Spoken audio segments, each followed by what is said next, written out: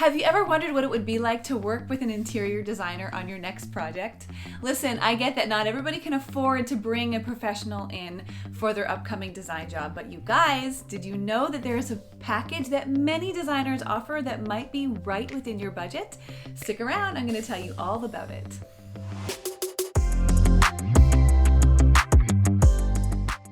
Getting input and the advice of someone who has a really keen eye for design might not be as far out of reach as what you originally thought. Before we dive into that, take a second and tap subscribe and hit the bell so you're notified every time there's a new video.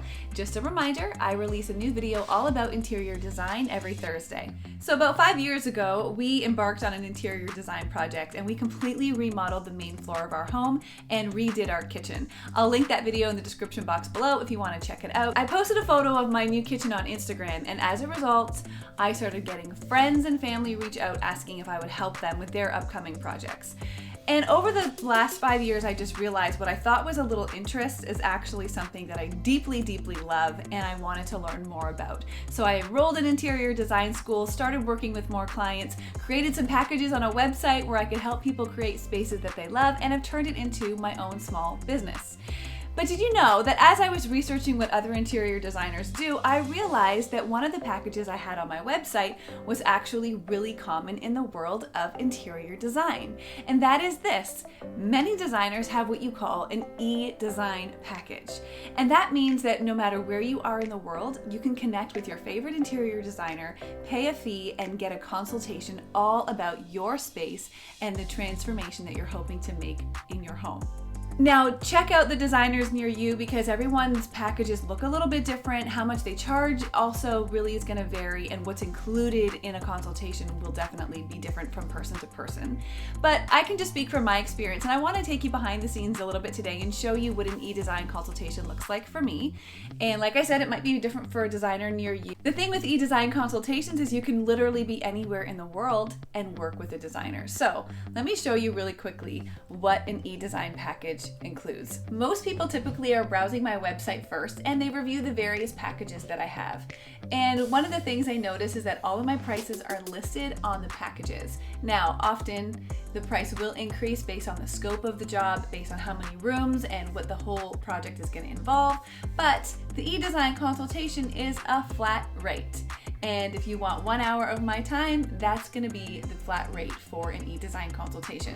Oftentimes people see that and then they say, okay, that's going to be worth the price. I know what I'm getting. And they will send me an email through my website and they will start the conversation.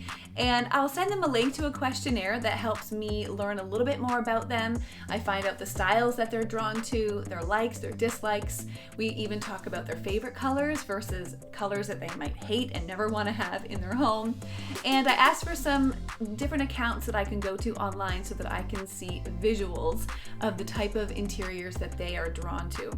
If you hear some construction noise in the background of this video, I apologize. We are currently living through our own home renovation, hence my office space has been moved into the bedroom. We are going to completely redo the basement and it's going to be wonderful. In fact, we're vlogging the whole process, so if you're interested, subscribe to the channel. Every Monday we've been posting vlogs taking you through the behind the scenes of what a family life is like living through a home renovation. Once I'm armed with this information, I do a little bit of research and kind of looking a little bit further, and then we set up a 1 hour consultation. Now, if you're local, that means we can meet in person. Obviously, if you're on the other side of the continent, if you're on the other side of the world, it means we have to meet virtually via Zoom. So we will set up an hour to get together and just talk through your space. There'll be a walkthrough. You can show me exactly the space that you're looking at doing. We'll talk about different ideas for updating it. If you're looking for new furnishings, or if you're looking for paint or decor or accessories, or maybe you're doing a complete gut and you want to start from scratch, we can talk about the flooring and the way you can lay the room out. We'll talk about textiles, we'll talk about tiles, we'll talk about room layout, we'll even talk about kitchens and how you can lay them out to be the most functional and effective and get the most space for the space that your home has. We'll talk through everything in that 1 hour. And I can generally tell as the conversation unfolds which ideas are really landing well and which ideas people aren't really a fan of. And so when I hear the ideas that are really landing well, that also gives me the feedback I need to continue to suggest ideas that I think are going to resonate with the client. After about an hour, we'll just kind of see if there's any questions and if they feel a little bit more clear in the direction that they want to head in their design projects. Once we're done, I then come to my computer and I take into account all of the things we discussed, their likes, their dislikes, the colors that they like, the images that they said that they're drawn to when they look online for different design projects, and then I go about making a mood board. This is a mood board for an assignment that I did a couple months back in school, but I'll use this as an example. This is a mood board for a bathroom. And essentially what a mood board is kind of what it says. It creates a mood. And so I would take into account everything we discussed, and I would start to grab specific features, finishes, products, colors, even inspiration images of completed rooms, and then send that to the client so that they're left with a visual representation of everything that we talked about. That way they're able to see with their eyes what the end goal they want to eventually create in their home is.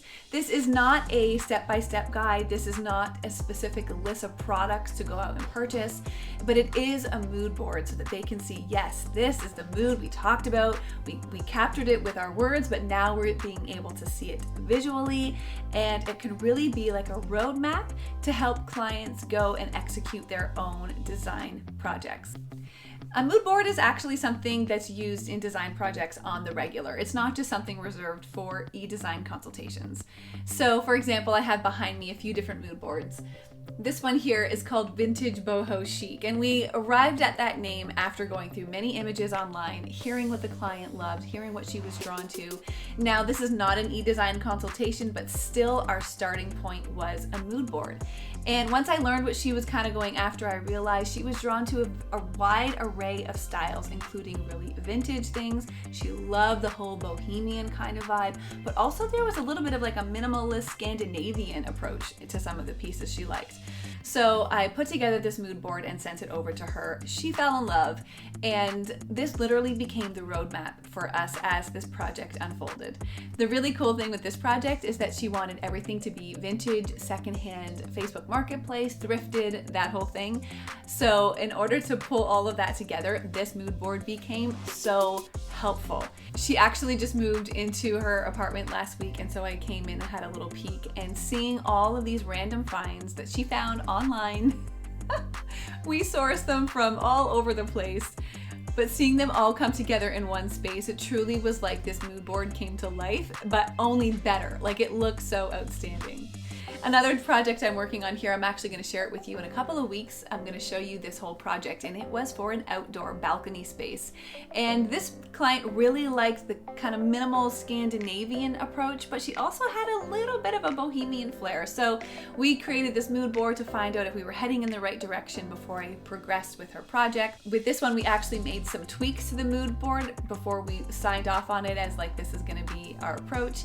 And I cannot wait to show you her balcony. We're just about done with it. We're going to be doing our final install in just a couple days, and then I will record a video for you and you guys can see how we created this beautiful summer outdoor space on a really small apartment balcony. So as you can see, mood boards are really an essential part of the design process in general. So being able to have a design consultation and then having one of those left in your possession to help you execute your project really will be a beneficial tool.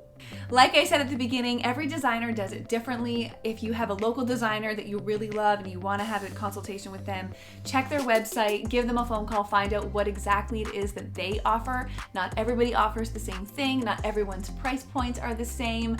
Typically, you'll find that people who have more experience, who have more education, and who have been in business longer will charge more for something like this. My rates right now are definitely lower than what other rates would be because I'm still in school and I do have less experience. So be mindful of that as you're approaching the different designers that you might want to check out. It's a fly. Be mindful of that as you are just checking out the different designers that you might want to hire for a design consultation. If you're interested in working with me, I would love to work with you and help you design a space that you truly love. My website is linked in the description box below. Head on over there, contact me through my website, and let's start the conversation. Thanks for watching this week's video, you guys. I hope you have a wonderful week, and I'll see you next time right here at I Am Loved.